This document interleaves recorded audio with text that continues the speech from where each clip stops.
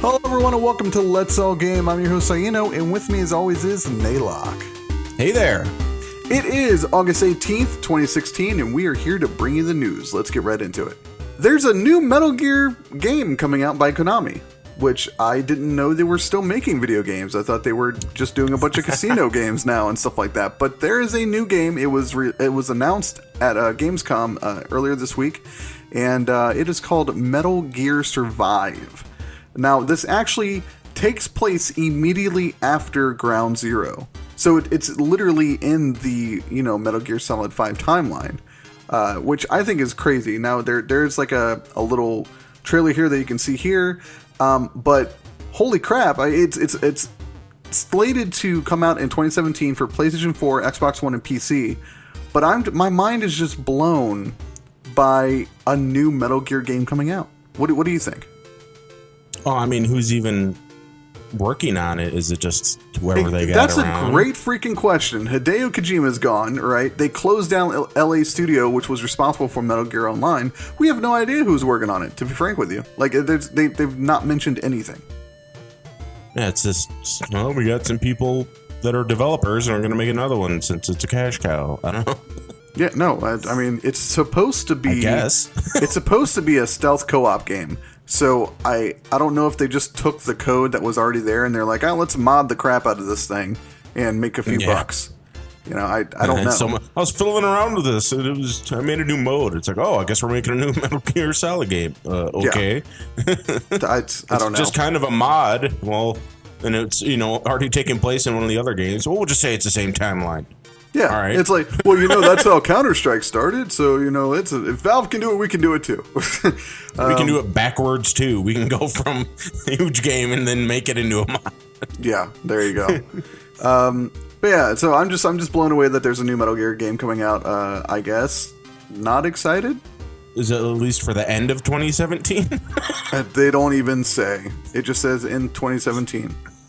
It's like spring. It's almost ready to go. Yeah. All right, so moving right along, Final Fantasy 15 has a lot of editions that you can pre-order. They have like the normal one, they have the collector's edition, and then they have the ultimate collector's edition, which is $270. It comes with that Noctis figure that we had mentioned in another episode. But what's weird about this is if you buy the collector's edition, which is $85, it comes with the season pass, right? We mentioned what's all in that in an earlier episode as well. You can find that by going back through the playlist.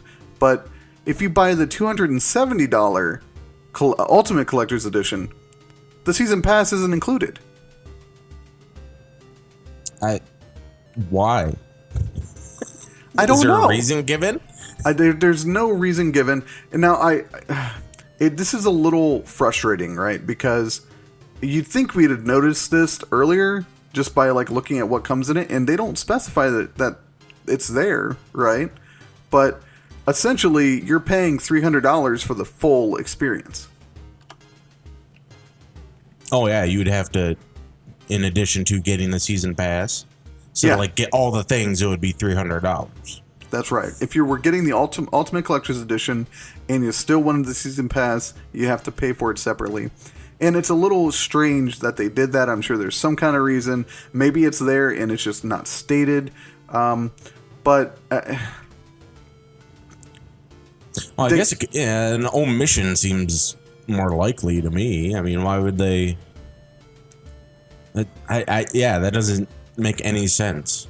Like, even if that is what they intend, I wouldn't be surprised if they change it later. Yeah, apparently they mentioned this on Twitter. They were answering some fan questions, and they were like, yeah, the season pass isn't in there. And I just don't understand why. The collector's edition comes with it, right? Well, actually, okay, let me specify. The $85 digital premium edition does include it. The $90 physical deluxe edition does not include it. I don't know what they're doing. This whole thing with the delay and, they pushed back the game, right? Which means they had to push back the Kingsglaive Blu-ray release to October 4th instead of the end of this month. I don't know what the future of Final Fantasy 15 is right now. I really don't. Like, it looked like it was going smooth for a while, and all of a sudden everything's just kind of falling apart. It kind of seems like they want people to only get the digital version to me. Like they're using that as a kind of incentive. I mean, it's less money for them. That's the only thing I can think of. You know?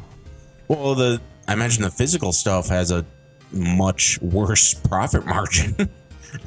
I mean, digital. Of course. I mean, with digital, you're just pulling it out of nowhere. Really, you're just making copies. But if you're having to make physical stuff, it's literally its profit margin is infinitely worse.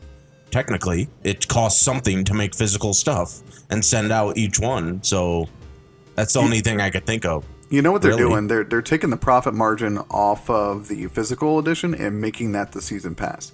Because if the same price for the same content, which is all digital stuff, for the digital version is, it includes a season pass, they probably don't. They would probably like that amount there is probably the same that they would get revenue wise if they sold the physical collector's edition and then the season pass on top of that. Yeah, that's just. They can't throw it in for free. It's like, no, you got to pay for this too to make up for this loss we're taking because people will demand the physical stuff. So it's like, okay, we'll give you the physical stuff, but you're going to pay extra. You're going to have to buy the season pass on its own.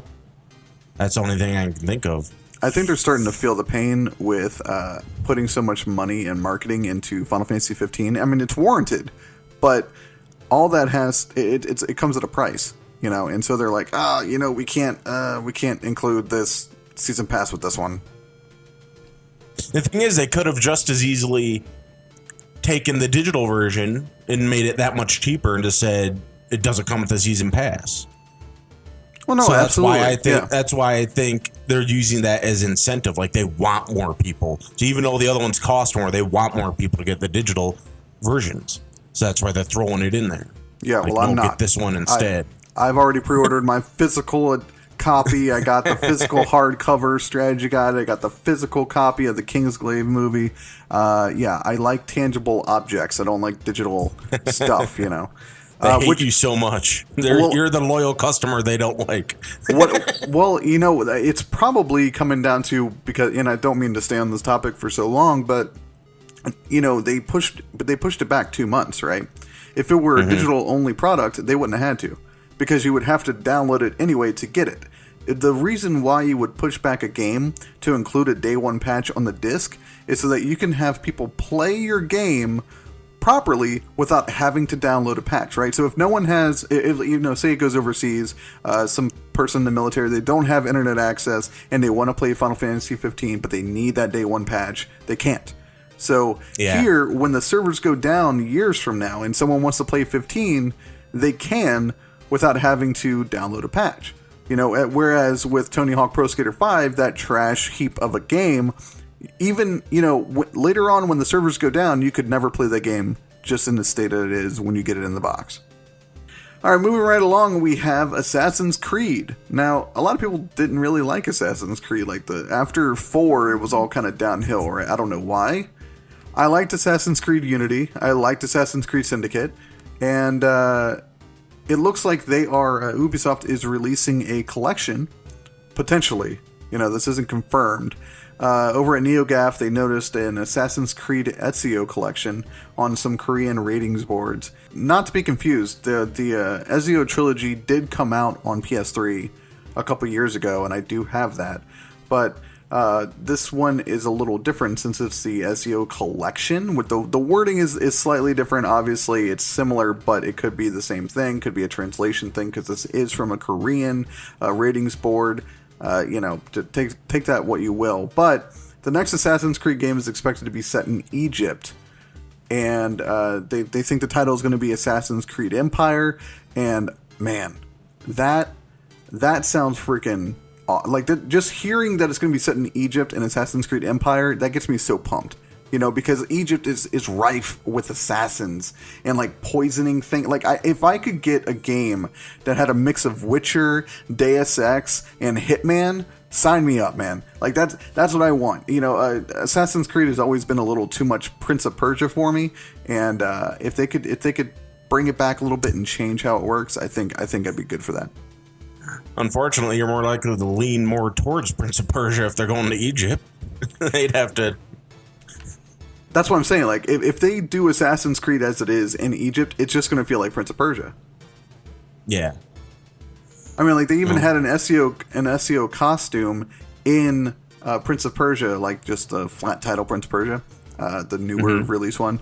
And while I was wearing that and I was streaming one day, someone was like, "Oh, is this an Assassin's Creed game?" Like, because it's so similar, But I don't know. What do you think of Egypt and Assassin's Creed Empire and, that kind of whole setting there? Well, that'd be, I think the setting's a really good choice because, that was a very duplicitous type of time. You had their own empire and then these other empires coming from, other powers and everything coming from the north, like Europe and stuff, interfering with it. So it was a real hub. It was just a lot of action going on around if they chose the right time frame. Yeah, absolutely. All right.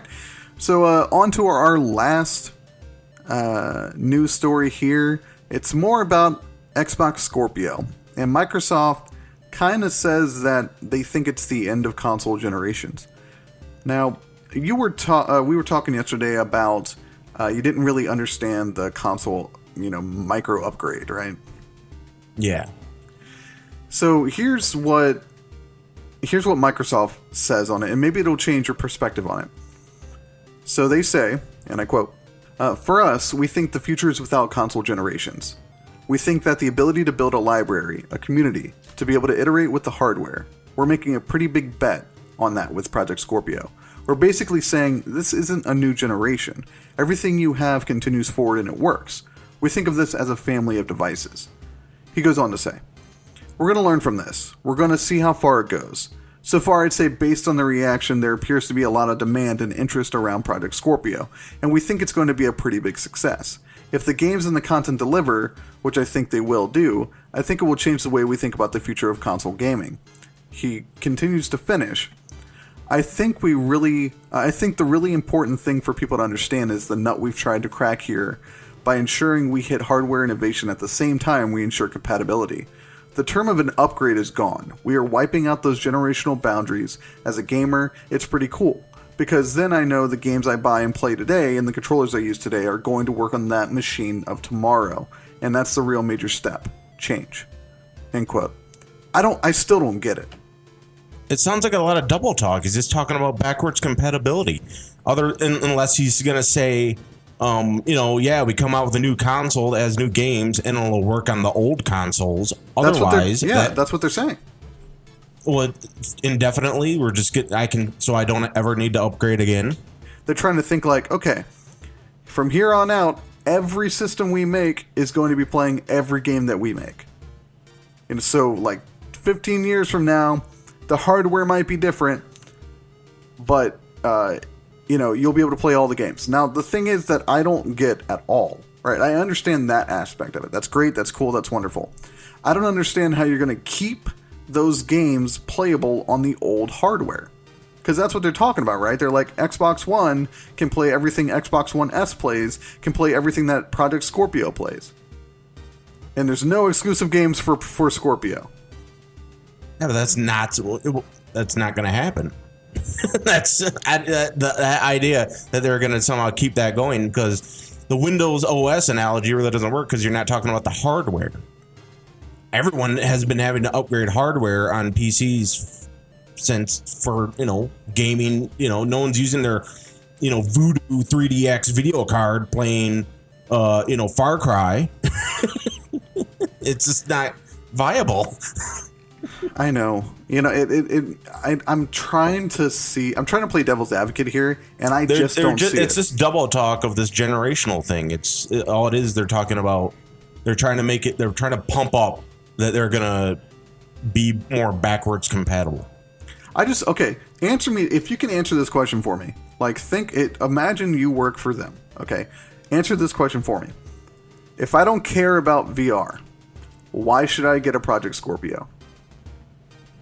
I guarantee they're gonna have games on it that don't work on the older systems.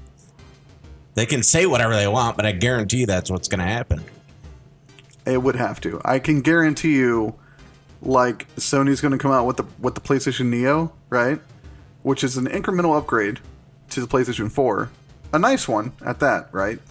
But yeah. I would consider that to be like their Xbox One S, right? Like that sort of thing. And then the next thing that Sony comes out after that is going to be a whole new system that actually pushes the industry forward. Yeah, it's just whatever. They're trying to... I really don't know what it's all marketing. Like, they're allowing marketing to design consoles, it seems like. Like this, no more generations. Of course there's going to be generations. This one's better than the last one. That's the next generation. I mean, like, we can consider generations in terms of video cards, right? Yeah. And we just happen to have updated consoles that are going to be using that technology. That's a generation. You could say it's a mid-generation leap, not a full generation leap for consoles. Yeah, but just because you're not giving it a whole new name doesn't mean you're skipping the whole generation idea. Like they just keep adding letters or something. Or if PlayStation, it's PlayStation 4 indefinitely. It's like, no, it's still new generation.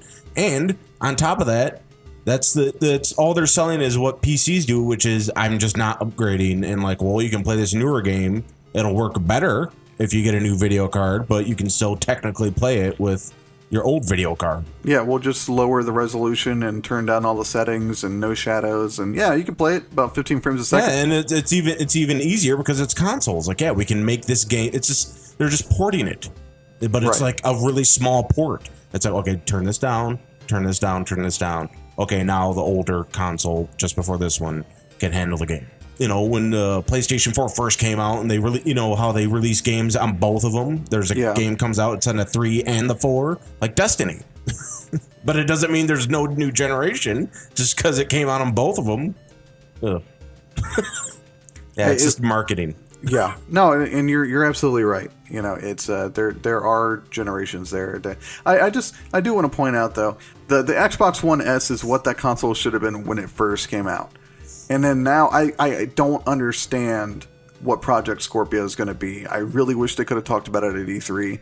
But yeah, I guess we'll just have to wait. It's supposed to be out next year at some point. I don't know. But yeah, I think that's going to do it for the news. Be sure to thumb it up if you liked it. Thumb it down if you didn't. Leave a comment down below about what you did and didn't like.